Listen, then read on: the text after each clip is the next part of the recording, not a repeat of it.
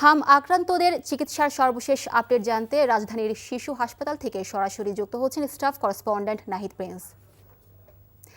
নাহিদ, হাসপাতালের কি অবস্থা দেখছেন? আক্রান্তদের স্বজনরা কি বলছেন?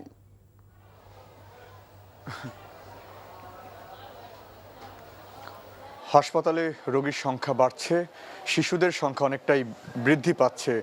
অভিভাবকরা বলছেন তারা তাদের শুরুতে বুঝতে না পারার কারণেই মূলত শিশুরা এই আক্রান্তর এই যে একদম সিভিয়ার পর্যায়ে চলে গেছে, তাদের রোগ নিউমোনিয়ায় পড়েছে এবং এছাড়া এই যে খিঁচুনি সেটি কিন্তু বৃদ্ধি পাচ্ছে। অনেকে আইসিইউতে রয়েছে শিশুরা, এছাড়া জরুরি বিভাগে যারা এসেছে বেশিরভাগই নিউমোনিয়ায় আক্রান্ত।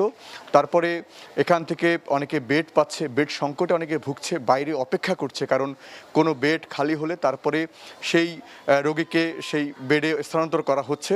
তো চিকিৎসকরা কিন্তু নিরলস কাজ করে যাচ্ছে হাসপাতাল জুড়ে। গতকালকে থেকে আজকে পর্যন্ত 22 শিশু এই হাসপাতাল ত্যাগ করেছে হামজনিত সমস্যা থেকে সেরে উঠে। নতুন করে যারা ভর্তি হচ্ছে তাদের সংখ্যা বর্তমানে 61 জন। 24 ঘন্টায় 12 জন শিশু ভর্তি হয়েছে। বিভিন্ন জেলা থেকে এই হাসপাতালে আসছে। তারা বলছিলেন যে এই যে তীব্র গরমের কারণে যে জ্বর, সেই জ্বরের পরে যে হালকা শরীরে গুটি গুটি দানা ওঠা, তারা অনেকেই মনে করছেন সেটি অ্যালার্জি। অনেকে গ্রামের সেই কুসংস্কার মেনে চলছেন। কিশোরগঞ্জের আগত একজন ব্যক্তির সঙ্গে কথা বলেছিলাম, তিনি মনে করছিলেন যে তার বাচ্চা শরীরে ফাড়া হয়েছে। সেই আক্রান্ত ব্যক্তিকে নিয়ে 5-7 দিন ধরে তারা যখন কিশোরগঞ্জের বিভিন্ন হাসপাতালে ছোটাছুটি করলেন, সেখান থেকে ধরা পড়ে যে তার নিউমোনিয়া হয়েছে। তারপরে এই ঢাকার বাংলাদেশ শিশু হাসপাতালে নিয়ে আসা হয়েছে।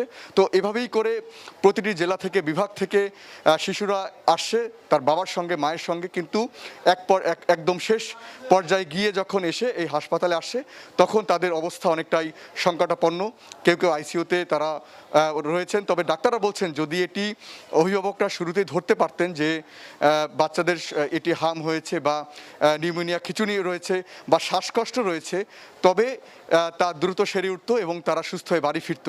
তবে সিভিয়ার পর্যায়ে রোগীর সংখ্যাই বেশি যারা রয়েছে। তো যারা আসছেন তারা চিকিৎসা সেবা এখান থেকে নিশ্চিত করতে পারছেন।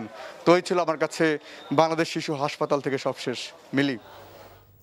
দর্শক, আমরা এতক্ষণ জানছিলাম হাম চিকিৎসার সর্বশেষ খবর।